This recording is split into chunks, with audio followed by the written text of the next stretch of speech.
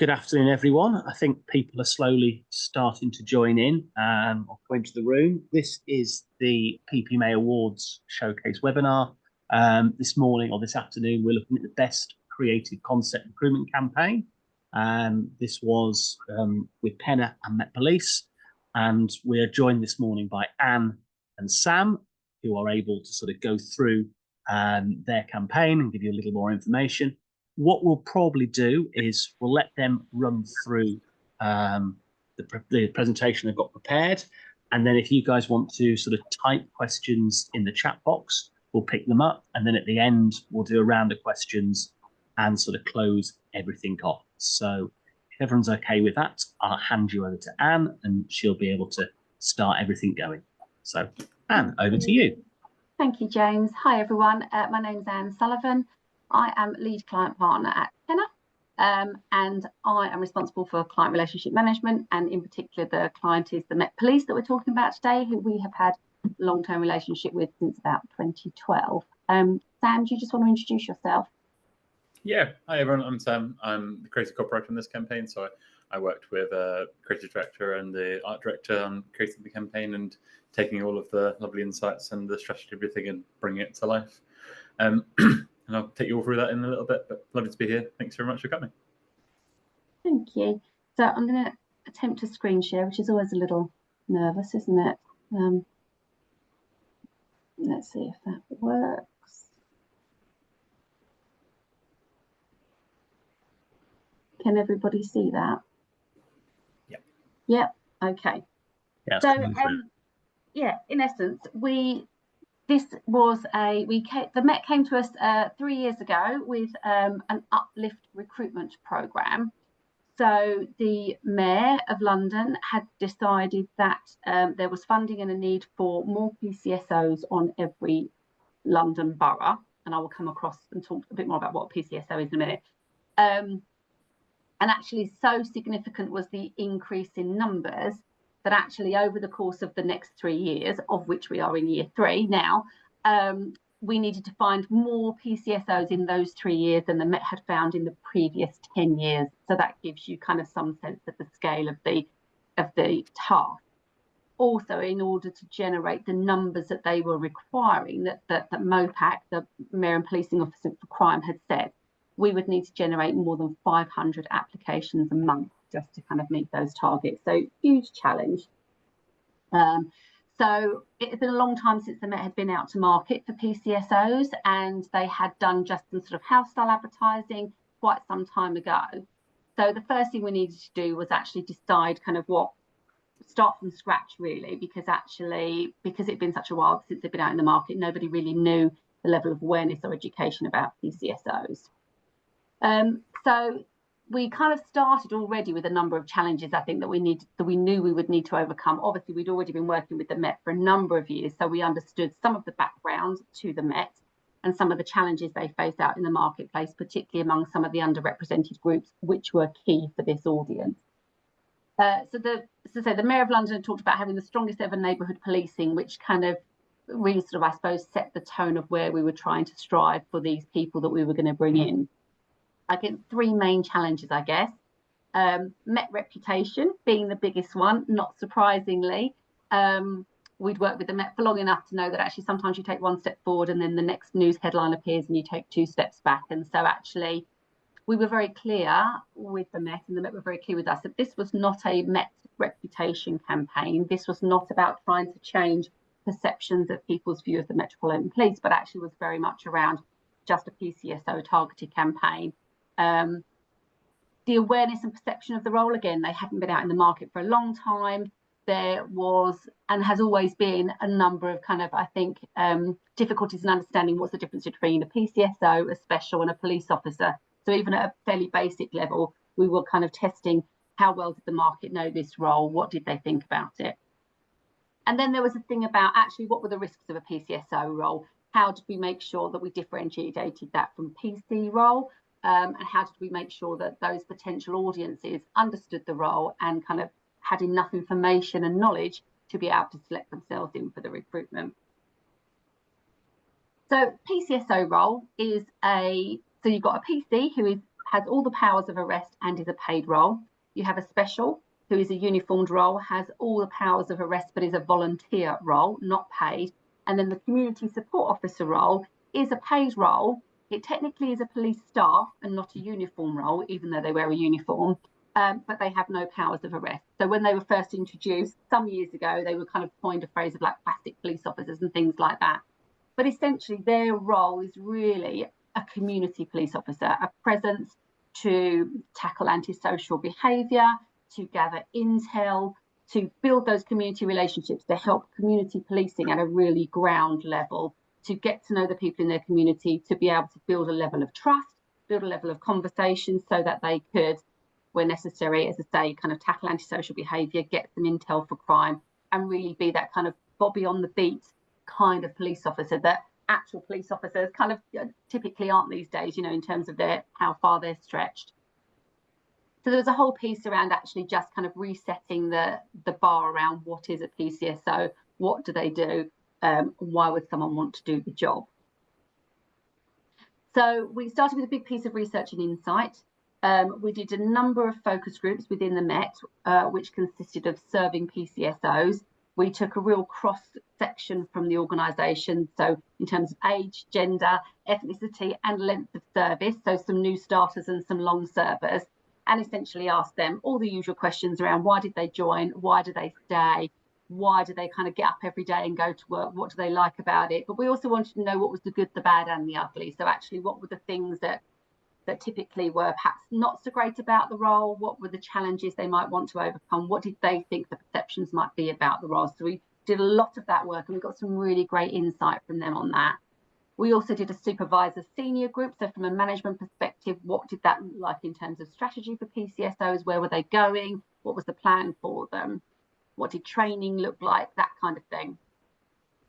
Then we also did a piece of ethnographic research. So the Met have always had fixed targets around females and ethnic minorities to join the force. And not surprisingly, because this is a community role, they definitely wanted a wide diversity of candidates applying, people who represented the communities they served. So in order to do that, we partnered with a company called Word on the Curb, who are a specialist ethnographic research company, and they have this amazing database full of people who we wouldn't typically maybe get to talk to. And we ran some really interesting focus groups, video diary style with them. So where they identified a number of participants who were warm to the Met. And when I say warm to the Met, if you think about our audience group, there will be a group of people who will never, ever want to work for the Met, no matter what you say or what you're offering. So that's almost a waste of time and money to try and talk to those people. Then there's a group of people who will always think about working for the Met because someone in their family does, or they just kind of more akin to that role. And then we were really talking to that group in the middle who had the potential to apply to the Met if they perhaps had more information, more knowledge, more awareness. We could overcome some of their myths and barriers. So that was the group that we were really talking to. How could we nudge them into thinking about a role within the Met as a PCSO? So Word on the Curb identified a number of individuals who fitted kind of demographics that we were looking for. And we kind of asked them various questions, everything from what did they know about a PCSO role? What did they think of the role? What did they know about it? What did they think were the good things? What did they think were the bad things? Everything from what did they think about pay? What did they think about the tasks that they do? And then over the course of a week, we kind of drip fed them some more information around, actually, this is the salary for a starting PCSO. Did you know they do this about the job? And the idea was, over the course of a few diary invites, how did these people change their opinion, or did they start to think differently or warmly about the role, and could they be interested in applying? Really, really interesting, powerful stuff. And we fed all that back to the Met, and they were kind of quite blown away by some of the things that they brought up in that. One of the big things was about impact, actually. What was the impact of the role? How will it impact my community? And that was a really strong sell, that actually I would consider doing this if I knew that actually I could see a visible impact from the difference it was making to my community. The salary, I think it's circa 34 grand, also really well paid job for, something in London where you essentially don't need any skills or qualifications, pre-skills or qualifications. Obviously you'd need to pass the assessment and stuff, but a good starting salary for a job that essentially didn't need any real, skills or qualifications before that. So that was a really interesting piece which fed into the wider thing. And then lastly, in terms of a volume piece, we did some ordinary online surveys targeting people in London, so the age group and the profile of people we were looking at. And again, did a real sort of awareness, education, awareness, perceptions, myths, barriers, motivations piece with a broader general audience. And all of that together, we kind of then put all of that into the mix to start to look at, okay, well, what have we learned from all of this? So who are the audience we're talking to? What do they want to know? What might their myths and barriers be? What might we need to kind of challenge some of their misconceptions? From an education perspective, what more might we need to tell them? What are they lacking in information? And then, so really just kind of started to break down who we were talking to, what did they want to know? And so you can see how we then start to form the basis of our campaign. So we've kind of done all of this insight. We broke our audiences largely down into sort of 4 groups. So active job seekers, so those who are actively looking for a role in the Met, as we said, not necessarily so hard to target those people, they were likely to apply anyway. Adjacent workers, we call them, so people who are working in roles where there are transferable skill sets. So because the police community support officer is very much a community focused role, actually those people who've got those people skills, where might they be? Where might good communicators be in those kind of adjacent roles? We also looked at some of the data historically from where PCSOs have come from, and some of these backgrounds were kind of what people had typically come from. Returners, so people who were not currently working full time, might have been kind of, either retirees, maybe on mat leave, taking a career break, whatever it might be. There was a group of people there who we potentially could get interested.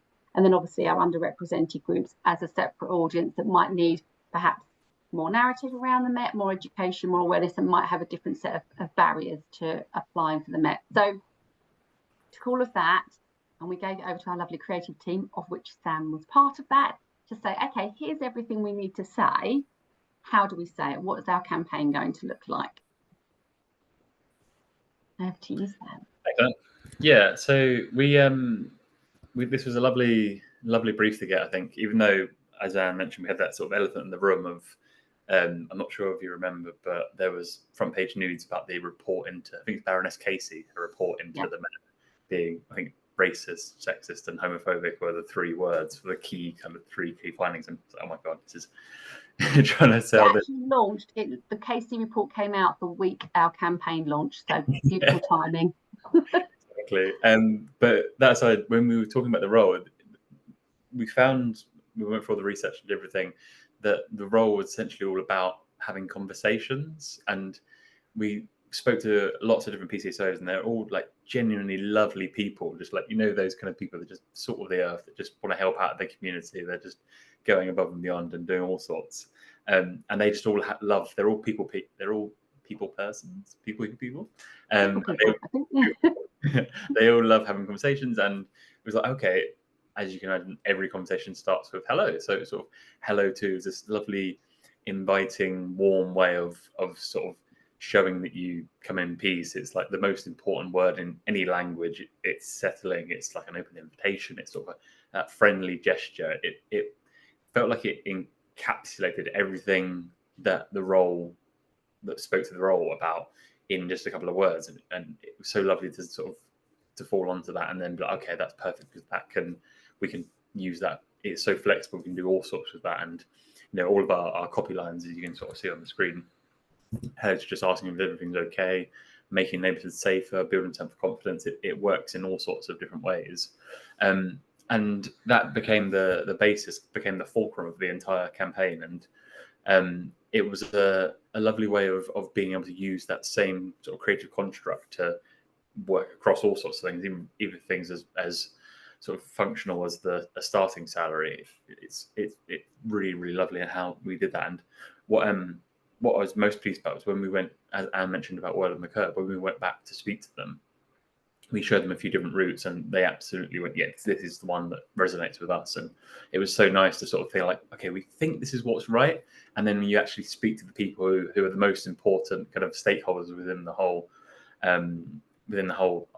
creative campaign, they're like, yeah, this is it, kind of thing. And it was lovely to have that validation that it was something that very much spoke to them, and particularly given everything, obviously the whole of the backdrop of what was happening, and it felt like, you know, it absolutely wasn't our remit to change the Met's reputation, and one small campaign was never going to do that. But it felt like this is sort of like the first step in for some people who perhaps had a negative opinion of the Met. It sort of changed certain perceptions, and yeah, it was just a really lovely campaign to work on, and just feeling very proud and very pleased to have won this award, but also just the recognition that that yeah, this is a role that I think needs more of an open kind of mind to viewing it, because all of the PCSOs we met, like I said, are all just genuinely lovely people, and it's the perfect role for those kind of people, and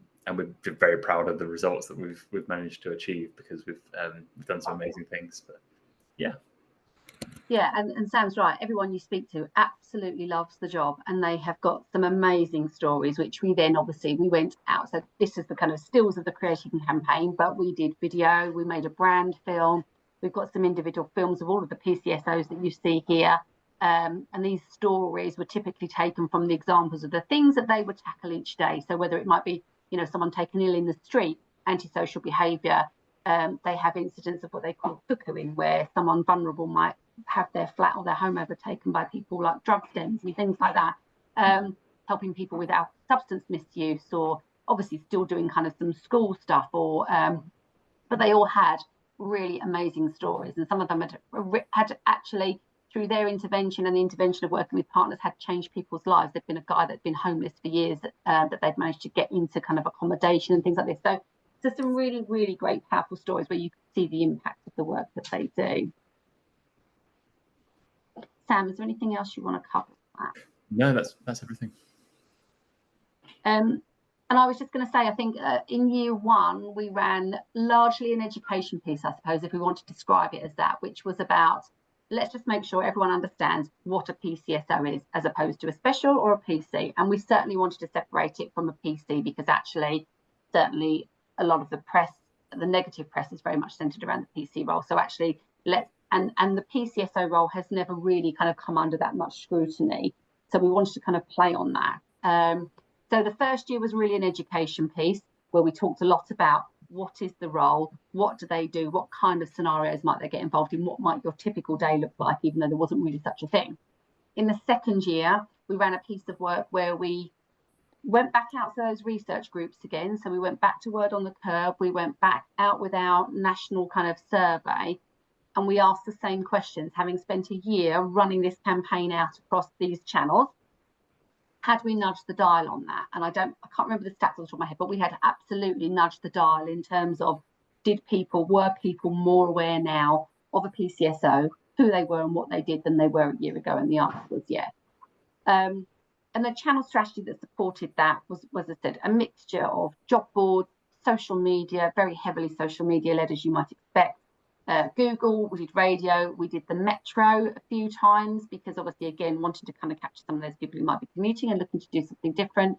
We did out of home, particularly Westfield Shopping Centre in Stratford. The Met have done a number of events there over the years, and obviously it's a densely diverse population, and has also yielded quite good results. So we did some out of home shopping centre stuff there. And through the course of the campaign, through the course of the sort of 2.5 years that we've been running it, every week we would meet and we would talk about the stats. We would be tagging and tracking everything that we could. So every week we would meet with the client. We would talk about what were we seeing in terms of media, what was working, what was not. We would move budgets around. We would kind of turn some media off, turn some media on, put some more budget over there if we saw that was really working. So that was done on a regular basis, on a weekly basis, and then the client would be sharing those application numbers every week. So we would also need to see, were we generating the numbers? Did we need a push? Were we comfortable? Did we need to turn it down a bit? So a real partnership with the Met, obviously, every week on this one. But as I said, a real broad sort of channel strategy. In the latter part of the second year, once we'd done that temperature check on the work, we felt that we had done enough around the education piece, and actually now we wanted to lean more into the impact. So we did another photo shoot, we did some news stories, which really focused on actually what has been the impact in the community. So people have talked about the difference that the job has made, and that's kind of certainly resonated more with some of our audiences. And then I guess the results so far. So in years 1 and 2, the Met saw a 75% increase in applications to their target numbers, which was huge considering that they'd never been out to market for years. We were constantly battling against fairly regular Newsnight coverage of the Met Police. As I say, year 2, we kind of did a temperature check and we'd nudged the dial. So we knew we were going in the right direction. The business was comfortable putting more funding back into continuing this work because we knew it was working. And then year 3 is currently on pause. So we were due to finish, this would have been year 3, which finishes in January. But in March, the Met put the campaign on hold purely because there was decisions to be made with MOPAC around funding and numbers and stuff. And while that's being ironed out, the campaign is paused. There's also a piece of work, I think, transitioning some PCSOs from TfL who are on the buses and things into the neighbourhood programme. So again, we're just waiting to see what the outcome of that is before we switch it back on. The other really interesting fact is that actually, historically over the years, whenever you run a volume campaign, you will see diversity struggle. Like the more the volume, the diversity goes down.